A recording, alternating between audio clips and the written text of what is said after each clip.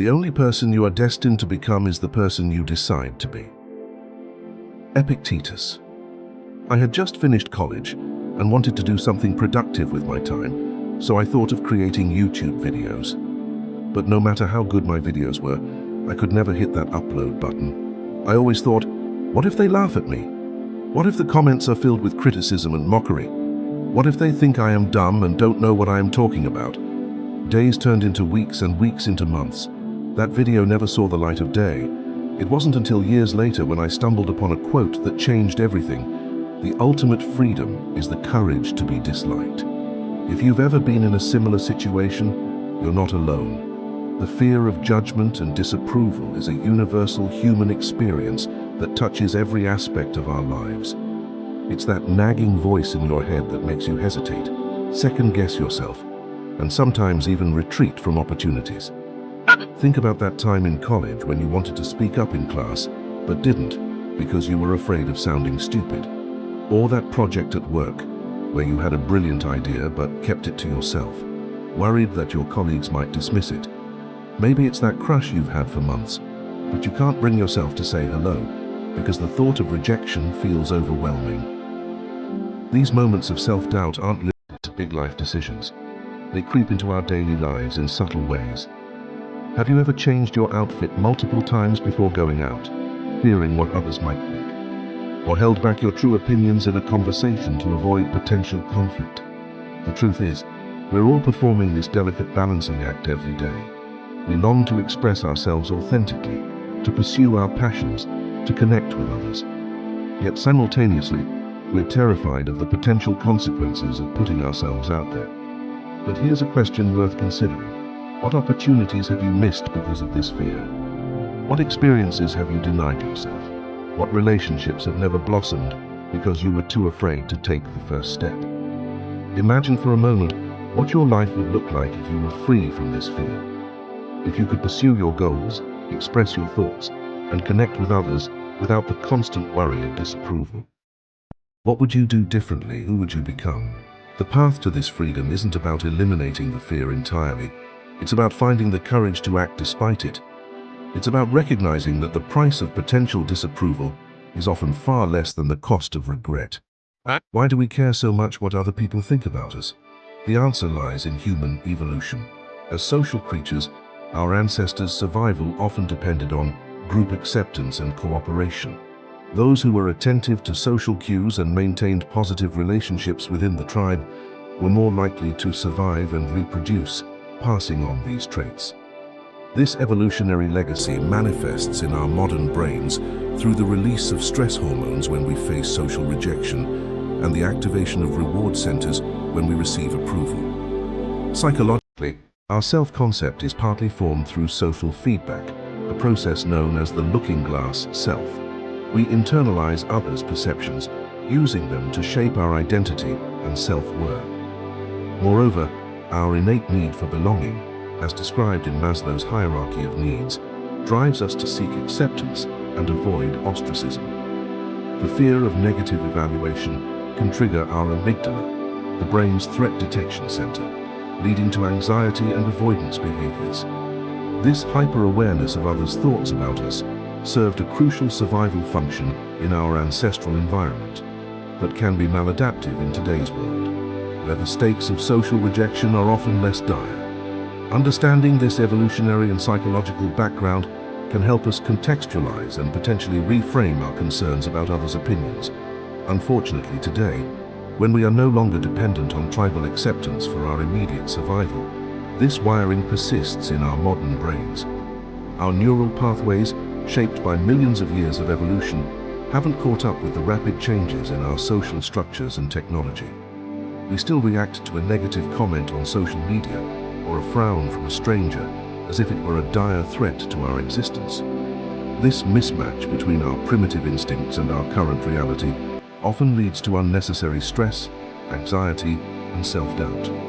Our brains continue to prioritize social acceptance, sometimes at the expense of our personal growth, authenticity, and well-being. This outdated survival mechanism can hold us back from taking risks, expressing our true selves, or pursuing our passions, simply because we fear the judgment of others who, in reality, have little impact on our day-to-day survival or long-term success. In our ancestral past, being liked wasn't just a matter of social comfort, it was crucial for survival. Our forebears lived in small, interdependent groups where exile could mean certain death. The fear of being ostracized from the tribe was a powerful motivator to conform and seek approval. Fast forward to today, and while our physical survival is rarely at stake, our brains still process social rejection as a threat. The fear of being cancelled on platforms like Twitter, now X, has become our modern equivalent of tribal expulsion. We obsess over likes, shares, and follow accounts as if they were indicators of our worth and survivability in the social ecosystem. This desire for approval extends to content creation, particularly on platforms like YouTube. Creators often find themselves trapped in a cycle of self-censorship, crafting advertiser-friendly content that avoids controversy at all costs. Important truths and perspectives may be left unsaid, sacrificed on the altar of likability and monetization. The irony is palpable. In a world more connected than ever, many feel compelled to present sanitized versions of themselves, fearing that authenticity might lead to rejection. We've traded the physical threats our ancestors faced for digital ones, but the underlying fear remains the same: the dread of standing alone, cut off from the tribe. If you are also afraid to be disliked, listen. Breaking free from the fear of disapproval is a journey, not a destination. It's a process of self-discovery, self-acceptance, and gradual exposure to the very thing we fear. The first step in overcoming any fear is understanding its origin. Brené Brown, in her best-selling book, Daring Greatly, explains that our fear of vulnerability, which includes the fear of being disliked, stems from shame. She writes, "Shame is the intensely painful feeling or experience of believing that we are flawed and therefore unworthy of love and belonging." Recognizing that this fear is universal can be comforting. Epictetus said, "It is not events that disturb people, it is their judgments concerning them." Our fear of being disliked is often more about our interpretation of others' opinions than the opinions themselves. Cognitive behavioral therapy, CBT, a widely used psychological treatment, suggests that changing our thoughts can change our emotions and behaviors. When it comes to the fear of being disliked, reframing can be powerful. In one of my all-time favorite books, The Courage to be Disliked, authors Ichiro Kishimi and Fumitake Koga introduce the liberating philosophy of Alfred Adler. They argue that true freedom comes from accepting that we can't control others' opinions of us. The book states, "People are not living to satisfy the expectations of others. It is impossible to live in such a way as to not be disliked by anyone." Try this reframe. Instead of "I need everyone to like me," think, "It's okay if not everyone likes me. I can't control their opinions, only my actions." Let me ask you one thing. What do you think is the root cause of every fear? Not accepting oneself. Self-acceptance is the antidote to the need for external validation. Believing that something is wrong with us is a deep and tenacious suffering.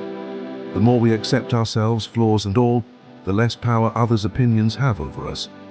Write down 5 things you like about yourself every day for a week. This practice, rooted in positive psychology, can help build self-esteem and reduce the need for external validation.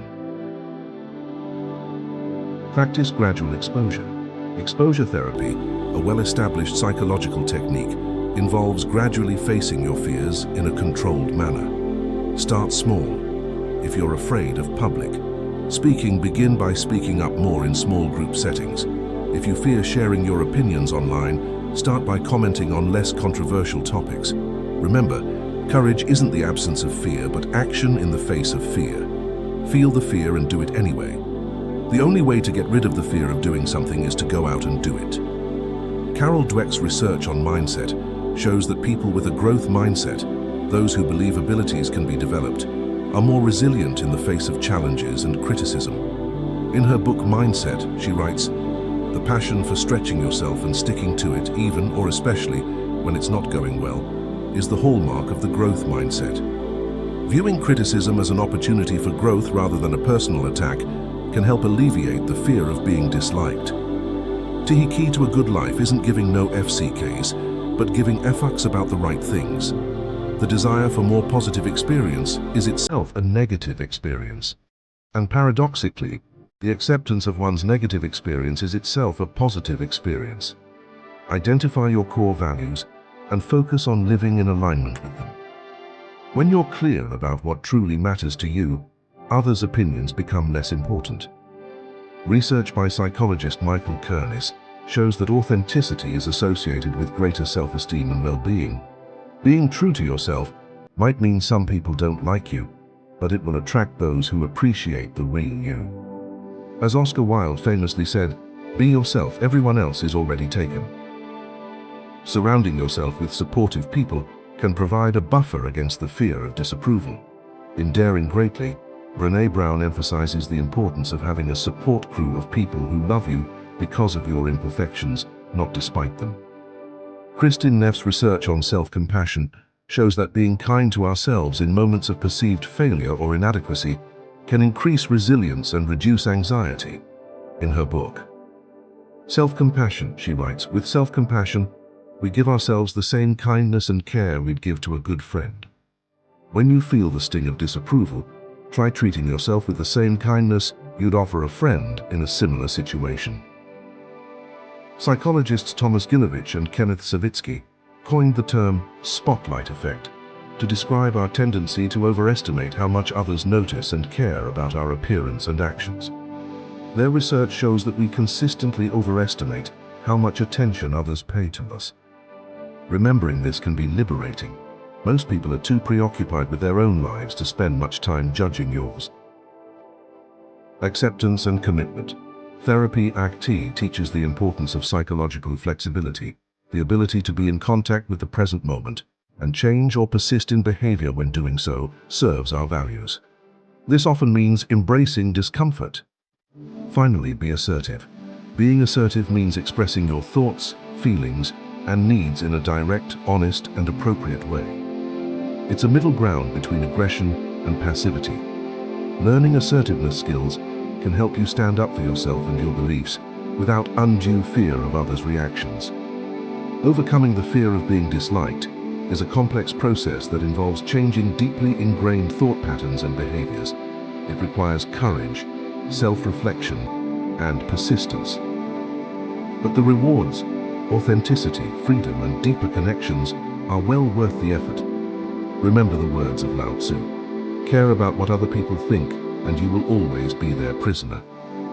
The path to true freedom lies in the courage to be disliked, to stand in your truth, even when it's uncomfortable. It's about recognizing that your worth isn't determined by others' opinions, but by your own values and actions. As you embark on this journey, be patient with yourself. Change doesn't happen overnight. Celebrate small victories, learn from setbacks, and keep moving forward. The fear may never completely disappear, but with practice, it will lose its power over you. In the end, the goal isn't to be liked by everyone, an impossible task, but to like yourself, to live authentically, and to contribute your unique voice to the world. As Dr. Seuss wisely put it, be who you are and say what you feel, because those who mind don't matter, and those who matter don't mind. Thank you for joining us today on this exploration of Stoic morning routines. If you found value in these teachings, please give this video a like and consider sharing it with others who might benefit. For more Stoic wisdom and practical philosophy, subscribe to our channel where we post new discussions weekly. Until next time, may your mornings be filled with purpose and your days with wisdom.